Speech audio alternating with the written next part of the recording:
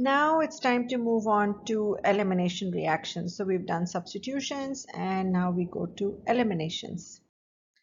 So elimination reaction here, you can see what it is that you have a substrate just like normal in case of substitution reactions also. So here you have the substrate with the leaving group. You have a base. So we call this a base. We don't call this a nucleophile anymore. We'll talk about that. So here you have a base, and what that causes is elimination. And you can see here that you have a hydrogen and a halogen both leaving here. So this carbon right here, which has the halogen on it, is called the alpha carbon. The one with the hydrogen is called the beta carbon. You can call it 1 and 2. So this is called an alpha beta elimination or a 1-2 elimination. What do you get as a result? You get an alkene as a result of this elimination reaction. Okay, so in substitution, you are substituting the halide with a nucleophile, but in this case, you're actually eliminating. And once you form a double bond has to form between two carbons. So when we say alpha beta elimination, it has to be alpha beta. It cannot be alpha alpha, because how can you form a double bond with the same carbon with no other carbon on there? Okay, so you have to have two carbons for that. So alpha beta carbon or alpha beta elimination, excuse me. So that's kind of what you need for elimination reactions. In general, there are going to be two mechanisms that we talk about, E1, E2. So I know you're familiar with the first order, second order reactions now. So this should go a little faster. Product is always going to be an alkene, at least for now. But that's what elimination reactions give us. So as I just mentioned, these are called alpha beta eliminations or a 1-2 elimination. So here are some other examples also, okay, for elimination reactions. So where you have a leaving group, the leaving group is just like a normal leaving group where you have a halide and then you have a base on there. Now, one of the things you will see for elimination reactions that I didn't mention it also before, and you probably didn't see it before also, is the temperature.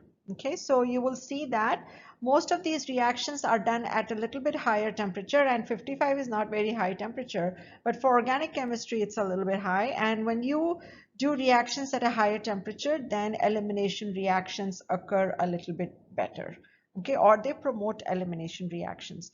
And then again, you will see here in the product that you're forming an alkene. Here also in the product, you're forming an alkene. So now we're going to go through the mechanisms. So E2 mechanism, just like SN2 mechanism, is a bimolecular reaction, and bimolecular meaning that things happen only in one step. Okay, bimolecular means that substrate and base, in this case a base, not a nucleophile, so substrate and base, both of them are involved. Bimolecular does not mean two steps. Okay, so bimolecular means two molecules are involved in the transition state. So you need a strong base, okay, for this kind of a reaction. And of course, the halide is still the leaving group and all that good stuff is going on. So here, this is the mechanism. I want you to focus on this, and I know it looks a little bit tiny over here, but you have the alpha beta carbons. So I want you to look at the bromine over here, which is the leaving group. Then I want you to look at the base. It's on the opposite side, okay, of the bromine. It's not on the same side as bromine. It's also not on the same side as in the lower side. It's actually on the top side, okay, and we'll talk about that at some point, all right? But I want you to just observe this right now, because this is how I would like you to write the mechanism. So if you have a base, the base will pick up the proton, which is, remember, the beta proton, okay? So here, this one has 3. Can it pick up these 2 protons also? Technically speaking, if you have a single bond, the single bond can rotate. So all the hydrogens are equivalent. Okay, so any of those 3 hydrogens can be picked up. But the one that is being picked up right now, it's the one that is completely opposite to bromine. Okay, or I should say diagonally opposite to bromine. Okay, in there. So the base will pick up the hydrogen. The hydrogen is going to leave its electrons on the carbon-carbon bond, and then the bromine is going to leave. All of this is happening at the same time, which is why this is bimolecular, okay? Because the base is still there, the substrate is still there. This is the transition state that is formed, and you can see with the dotted lines the new bonds that are forming and some bonds that are breaking, okay, in here. And then finally, of course, you have the double bond. So remember, this is the alpha beta carbon, alpha beta. The alpha carbon has a CH3 on it, the other beta carbon has the 2 hydrogens on it, okay. So you end up getting an alkene. So a simple kind of elimination. There's nothing fancy over here. The bromine is leaving, and the ethoxide over here picked up a proton, so that became ethanol. Now, in case you're wondering what is the bromide doing over here, well, you know that this ethoxide is going to have a counter ion with it, right? So there has to be some kind of a sodium ion or something around. So don't worry too much about that. Okay, so E1 mechanism, we just talked about the E2. The E1 mechanism is unimolecular, which you understand is through the carbocation mechanism. So it kind of follows the same thing, which means you will still have the leaving group, okay, in there. You still have the hydrogen that's going to be leaving. Because you're talking about elimination, you still have the alpha beta elimination. Now the mechanism is slightly different. That's a different thing. Other than that, you still get an alkene as a product. You still get alpha beta elimination or a 1,2 elimination. So because it's SN1, it goes through carbocation mechanism. So let's look at here first. And in this case here, you have this tertiary halide, which, as you remember, for even SN1, you needed to have a tertiary halide. Same thing here for E1. You need to have a tertiary halide. So you have a tertiary halide, and here goes the chloride. So chloride is gone. So then you form the carbocation. So just like you did for SN1, here also you form the carbocation. Once the carbocation is formed, remember this is trigonal planar, although that is not as critical in this case as it was in SN1, but I'm just reminding you, okay, that it is trigonal planar. And now water can come in. It doesn't have to be a strong base, if you remember, because in this case, you're talking about E1 mechanism, so you have a carbocation. So already you're halfway there, okay. As soon as you form the carbocation, you're halfway there. But still, to get elimination, you still need to have a nice base, okay. So water is okay in this case, and so it picks up this proton. Again, alpha beta elimination, okay. And so then you end up getting this double bond over here.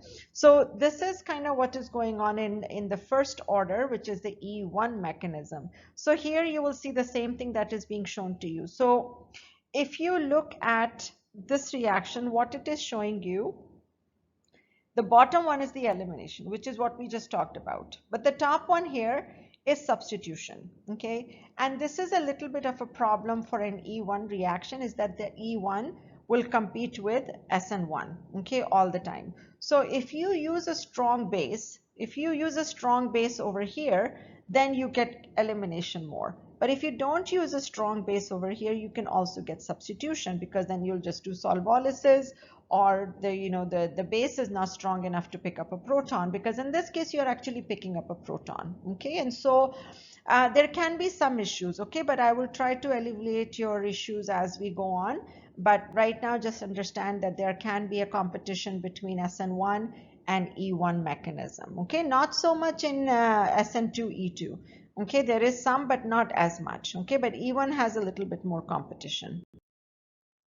Here are the energy diagrams. So E2 still has the only one transition state, and the E1 has the 2 transition states. So this is just kind of something that you should understand, which tells you that this is a 1-step process, this is a 2-step process, okay, because you form the carbocation in E1. So because in E1 and E2 reactions or elimination reactions, you need to have a good base. Why? Because you need to abstract a proton. So if you're abstracting a proton, the base has to be strong, which means that now we have to talk about bases. Previously, we've been talking about nucleophiles. Nucleophiles like electrophiles, bases like protons, okay, remember that. So what are good bases, okay, for us to have? Because bases can be a little bit different from nucleophiles. Some nucleophiles are good bases also, okay. So for example, like these ones that I've written down here, hydroxide, methoxide, ethoxide, t-butoxide, these are good bases also, and these are good nucleophiles also. You can probably already see some complications we are going to have, but we are going to try to eliminate those complications, all right. So by the time we are done, we should be clear in our mind as to what we are doing. But these are good bases as well as good nucleophiles also. And then these ones over here, H minus, hydride is an excellent base if you want to use. Amide is also a good one. Okay, so NH2 is also a good base to use in some cases. DBN, which is given to you on the side over here, this also is a good base to use. Now, DBN, you might see that in some textbooks, not every textbook might have it, so it's fine, whichever one has whichever base, each author has their own thing to do. And let's see, that's all there is to talk about in this one. So with the E1 reactions, E1 is going through the carbocation mechanism. So if you're doing a carbocation mechanism, one of the things that happens quite readily is dehydration of alcohols. Okay, so alcohols will also give you alkenes. Okay, so look at the reaction condition that we have over here. So in this case, you have an alcohol. We haven't quite mentioned if it's primary, secondary, or tertiary alcohol. Now remember, just like halides, okay, so this would be a primary alcohol, this would be a secondary alcohol, and this would be a tertiary alcohol. Okay, so primary, secondary, tertiary alcohol. Each alcohol reacts differently, just like halides also react differently. So E1, dehydration of alcohol. So E1 tells you already that, okay, we are going to go through the carbocation mechanism. So already you are thinking, oh, no, no, no, no, no, not the primary alcohol, because primary alcohol will give you a primary carbocation, so it's not a very favored reaction, okay, to do. So let's talk about this, okay, before I get carried away into other stuff. So let me go through this step by step. So when you do dehydration of alcohols, the elimination is favored. So which means that what I was talking about, the fact that, with the E1 reactions, you can have a competition between SN1 and E1 reaction just in the previous slide. When you do dehydrations of alcohol, there is no such competition. Okay, so which means you will get elimination only. You will not have to worry about substitution. So that's a good thing. The acids you need for dehydration are nothing fancy. These are very simple acids: sulfuric acid, phosphoric acid, which you find in the labs all the time. So it's nothing fancy about that. Generally, you would like to keep the temperature a little bit high when you do elimination reactions. On the other hand, in some cases, it just depends on what kind of an alcohol it is, because we are talking E1, right? E1 means carbocation mechanism. So which carbocation is more stable? Tertiary. So if you're talking about a tertiary alcohol, maybe you don't need such a high temperature. If you're talking secondary, maybe you do need a little bit of temperature. Okay, so those kind of things. And again, once you know the basics and the fundamentals, then it's easy to design a synthesis and say, okay, this is what I want to do, this is how I want to do it. Okay, so when you look at the conditions here, now let's look at the conditions here. This alcohol right here, this is a primary alcohol. Look at the conditions here. Concentrated H2SO4, 180 degrees. You might as well just, I don't know, burn down the lab. Okay, because the sulfuric acid is so strong, and then on top of that, you're heating it also. So primary alcohol, really harsh conditions over here. On the other hand, if you look at the tertiary alcohol, look at this, 20% H2SO4, 85 degrees Celsius. Okay, so 85 is less than the boiling point of water. Okay, water boils at 100 degrees Celsius. So which means not very high temperature, and the acid is also dilute. So this is a much favorable condition to work in a lab. You don't want to be refluxing sulfuric acid in the lab, not the concentrated kind. Okay, and so this is a much favored condition. And you can see when we talk about the mechanism as to why this is favorable, because it's E1, right? So tertiary alcohols are better to dehydrate. Finally, we have to worry also a little bit about rearrangements, because as soon as you have a carbocation, you have the possibility of rearrangements. Okay, so we'll talk about that also. So let's go ahead and do a mechanism now for dehydration of an alcohol. Okay, so I'm going to write this one out instead of having this as typed out. So this is a nice tertiary alcohol, okay, and this is an acid. H plus is the acid. Now, H plus as an acid, is it phosphoric, is it sulfuric? Maybe it's a mixture. It doesn't matter so long we have an acidic condition. That's all that matters. Okay, so here we have the alcohol, which is going to be the base because this is the acid, right? So it picks up a proton and it becomes protonated, and so you end up getting OH2 plus.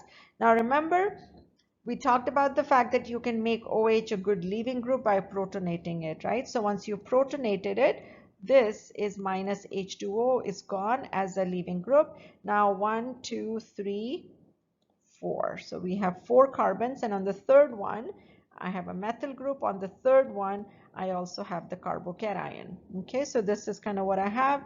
I look at my product, and now I can see some semblance of my product in my intermediate, which is really what the whole theory about having intermediates and mechanisms is. You should be able to see your product, okay, as you're getting closer to forming your product. So now what we have to do is we have to form the double bond. So remember, this is the alpha carbon because the alpha carbon is where the leaving group is. So the beta carbon is right here because I can see my double bond and the location of it. So here is the hydrogen. So now I will go ahead and pick up a water. And I will go ahead pick up this proton. This proton is going to leave its electrons on the alpha beta bond over here, and I will get my double bond on this location. Okay, so this is it. This is the mechanism. I want you to remember one thing, and it's not just for this mechanisms, it's for all mechanisms that you will be writing, is that when you're writing these mechanisms and you're going to be picking up protons like this one, just do not use anything that is not given to you. Okay, so for example, here you cannot use a hydroxide, okay, because I have not given hydroxide to you. Besides, you can't use hydroxide because you're working in an acidic condition, okay, so you cannot use hydroxide. Don't use methoxide to pick up a proton. Don't do things like that, okay? If you're working in acid or if you're working in a base, the safest chemical to use to pick up protons, to do deprotonations, is water. If you're working with alcohols, then use an alcohol, okay, to pick up a proton or do something like that. But don't use anything that you're not given, okay, in there. That's not a good idea. So this is the mechanism of the dehydration, pretty straightforward, okay, from what we have right now. Let's go forward. So same thing, we've talked about carbocation stability before also. So tertiary is more stable than secondary, than primary, and so on. Okay, so for that reason, tertiary alcohols will react fastest. Let's talk about the rearrangement portion now, because we are dealing with carbocations, and whenever you have carbocations, there's a possibility of rearrangement. I'm going to deal with two things over here, okay? So one is the rearrangement, and the other thing that you see over here is that I have two products, okay? A major and a minor product. So we're going to talk about that also a little bit as we write this mechanism out, okay? So two things. So first of all, let's go ahead and start our mechanism, okay, very simply by protonating, right? So we always take our alcohol and we are going to protonate this. Now here you can clearly see that this is H2SO4, and the reason it's showing a question mark is because it did not like the heat symbol. So that is the heat symbol that's supposed to be there, which promotes elimination, right? Heat will promote elimination. So here, let's go ahead and write out our mechanism. So OH2 is the protonated alcohol. So now that is going to leave. So minus H2O. I like to write my leaving groups, on the arrow. And so now I have this carbocation, which is a secondary carbocation. So now I'm going to go ahead and do a methyl shift. You don't have to write on the arrow that you're doing a methyl shift or anything like that. If you feel like it, because you want me to know that you've done a methyl shift, sure, you can write it on the arrow. I don't need it, okay? So I just need to see the methyl group in the right position, and here is the carbocation, because once you move the methyl group on this carbon is left without the electrons. So now I have this carbocation, which is tertiary. So this was a secondary carbocation. This is a tertiary carbocation. Now when I'm looking at my products, I'm looking that I have two products over here, a major and a minor. So major, minor we'll talk about in a second. But first of all, look at the location of the double bonds. Okay, so where they are. So what I do now is, because now what I have to do is do the elimination part. Okay, so remember again, the alpha carbon is where the elimination took place. Now in this case, I cannot do that because rearrangement has occurred. So I'm just going to go ahead and focus on where my carbocation is, and that is going to be my alpha carbon, okay, because that is now where the leaving group was, which it really wasn't, but rearrangement has occurred, okay, so I have to focus on that. So now what I'm going to do is I'm going to focus on this alpha group and say, okay, here's the alpha carbon. So now where is my beta hydrogen? So beta hydrogen has to be on the carbon that is next to it. So here is a beta hydrogen. I also have a beta carbon right here. So this is also a beta carbon. So which means that I have a hydrogen here also, which I do, okay, I have a hydrogen there. So I have two hydrogens, okay, in here. So which means that I can do two eliminations over here. So I'm going to try and do them in different colors. Hopefully that will help you. I don't know. Hopefully it does. So you can use HSO4 minus if you want to, because remember we picked up a proton from here. So you form the conjugate base, or you can use water also. Okay, whatever you're comfortable with. Don't use anything that is not given to you. So now the HSO4 minus is going to pick up this proton. This proton is going to leave its electrons over here. Okay, so now the product that I'm going to get is going to be this. This is where the double bond has formed. Okay, so this is one product.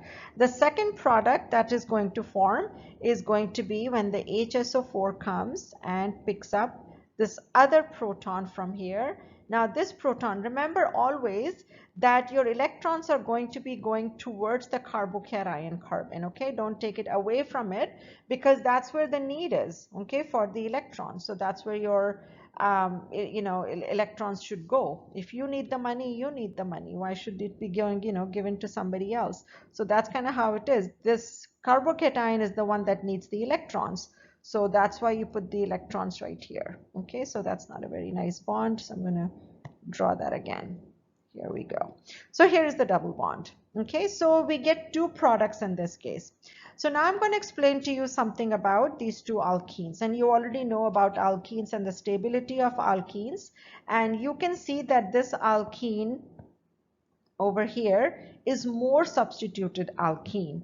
Okay, this alkene here is the less substituted alkene. All right, so the more substituted alkene is going to be more stable alkene, as you already know. So if that is the more stable alkene, then this becomes the major product. Okay, which is why this is listed as the major product. This is considered then the minor product because this alkene is not very stable. Remember, the more substituted the alkene is, the more stable it is.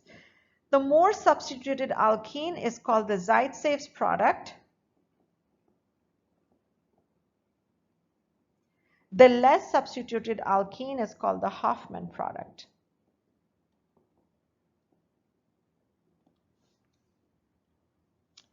And this is how it's going to happen. So if you're capable of forming more than one alkene, you are going to form more than one alkene. How do you know you're going to form more than one alkene? Well, you will go ahead and look around for the hydrogens and see, do I have more hydrogens? Okay, so you look for beta hydrogens. If you have more than one kind of beta hydrogens, then yeah, you're going to form more products. If you're going to have equivalent hydrogens, then no. So for example, let me show you an equivalent hydrogen, okay, over here. So the equivalent hydrogen that you have here is going to be this one. Wrong pen. That's what happened. Okay, there we go. This hydrogen and this hydrogen, these are both equivalent.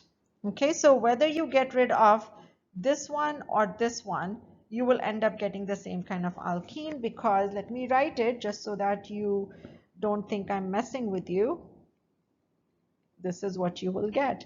So this is, these two are the same things, okay, over here. So be careful about these things, okay? So don't, just because you can see two hydrogens does not mean that you're going to have two different products, okay? There might be equivalent hydrogens there.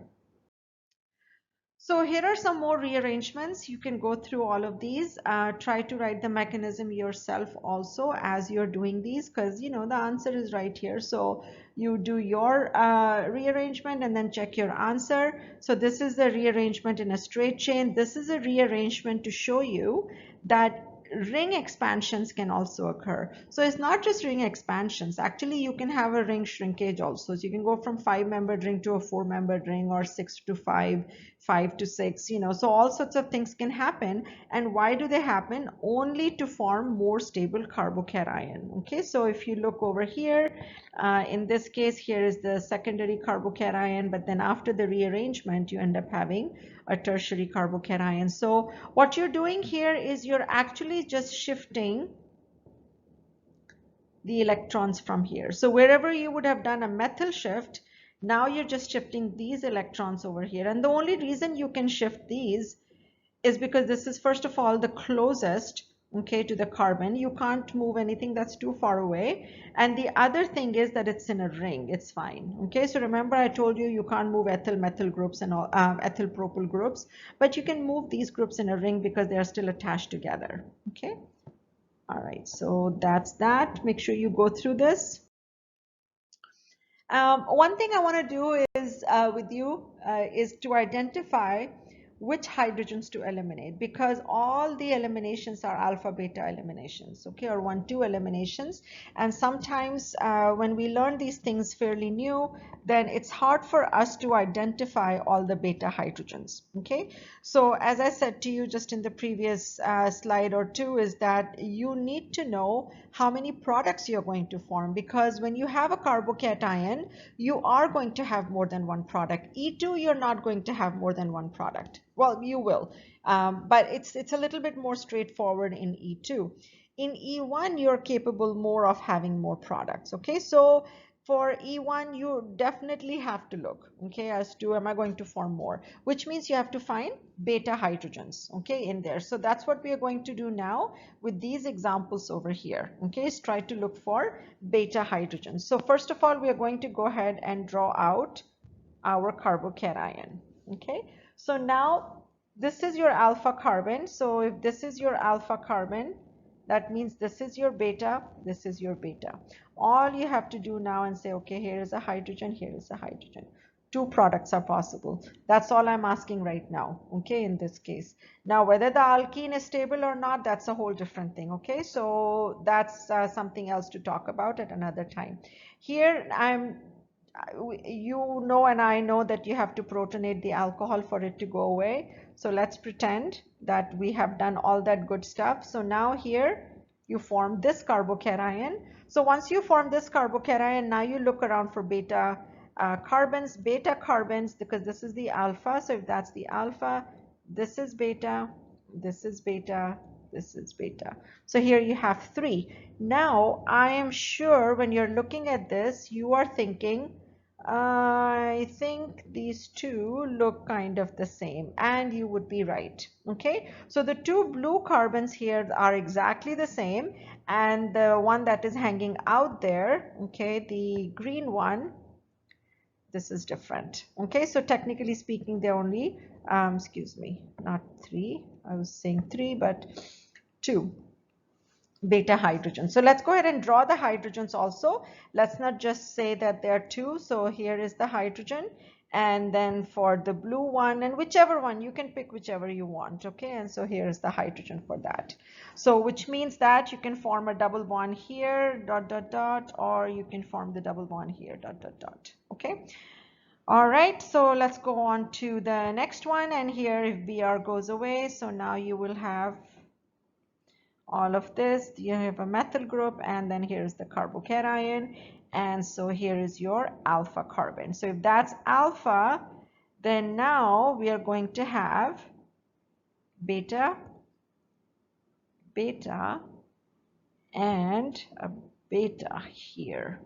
So I have 3 colors. I hope you can see the 3 colors. So the left one is the blue color, right one is the purple color, and the green one, okay, at the bottom. So these 3 beta carbons are actually different, okay, so which means that you have a possibility of forming 3 products. So here is a hydrogen that can be eliminated. Here is a hydrogen that can be eliminated. And finally, here is the hydrogen that can be eliminated. Make sure you write the hydrogen that can be eliminated, because sometimes, because the hydrogens are not visible, you don't write them properly. Okay, and if you don't, then you will not be able to visualize your product. Okay, so make sure you write the hydrogens. So again, I'll just do a little dot thing and just say, okay, so you can form a double bond here, you can form a double bond here, you know that not at the same time, which means you're forming 3 products here.